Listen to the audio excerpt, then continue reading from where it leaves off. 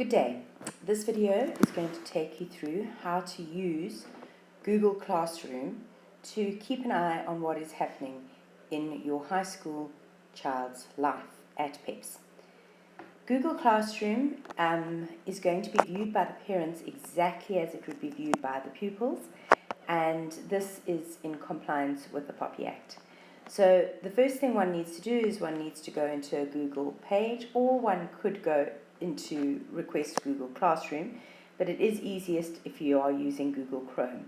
You then are able to go up to the icon of your own account in Google, or create an account, or add another account. So you get a drop down of all the accounts that are available, your own personal ones, and you can then add your child's account to your account. Getting into account requires you to look at passwords and addresses. The email address that has been given to your child goes first name, surname initial, so in my case, Annabelle R, and then the year I would matriculate in, 88, and at pepps.co.za.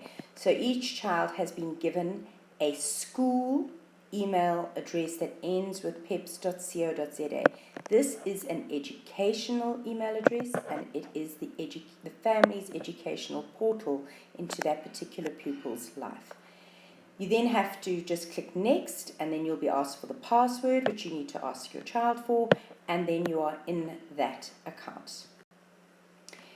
You would then click up here on this little waffle iron or these little 9 dots, and you can choose Google Classroom, which is a blackboard, and from there you are in already, and you will see all the classes that your child belongs to. The important ones, well, they're all important, but the interesting ones are the college correspondence, because this tells you kind of what's going on in the school as a whole thing. Each of your child's subjects should have a classroom. There is then a classroom that belongs to your child's grade. So for example, if your child were in grade 9, once we start doing the psychometric testing and subject choices, all of that information would appear in the grade 9 classroom. And then many of the extracurricular activities have also added an extra classroom that pupils can belong to. So it's a one-stop shop for all of the activities happening at school. We're going to go into college correspondence.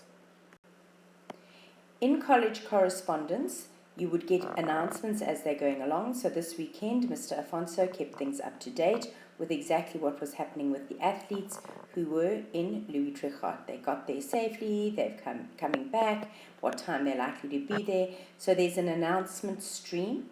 There's also a tab over here called Classwork, and if one goes into Classwork, you will see documents that might be useful for longer term than just an announcement.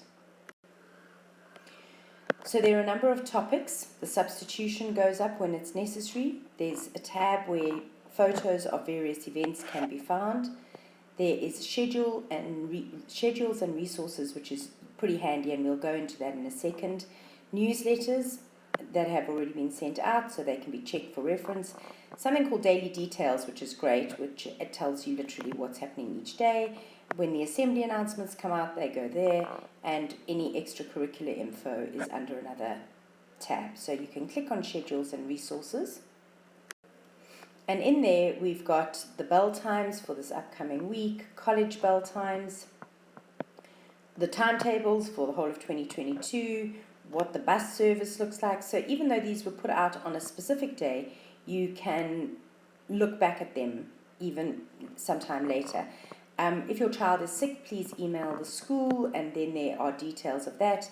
There's the Term 1 calendar, assessment calendar, all in this very handy tab over here.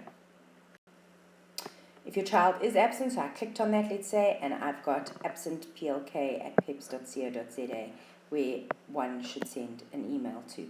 So all of that information is sitting on Google Classroom.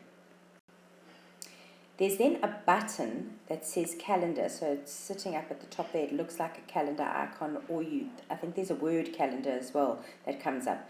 But if you click on the calendar, you then get the next week, but you can click your way through the weeks and see what is upcoming. There's always what's happening on a day, those come up, but also, so for example, every day it'll tell you whether it's day 1, day 2, day 3, etc. But also each teacher's work will come up in terms of what's happening each day. So let's say I'm a mum and I want to understand what my child has got to do in this discursive essay on Stalin's policies. I can literally click on that block and I will into the details of that particular assessment.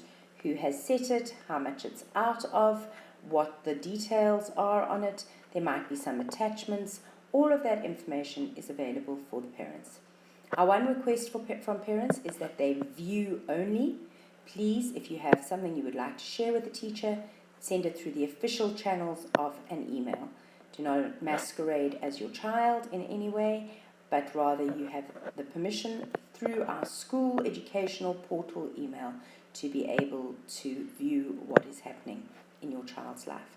I trust that's helpful.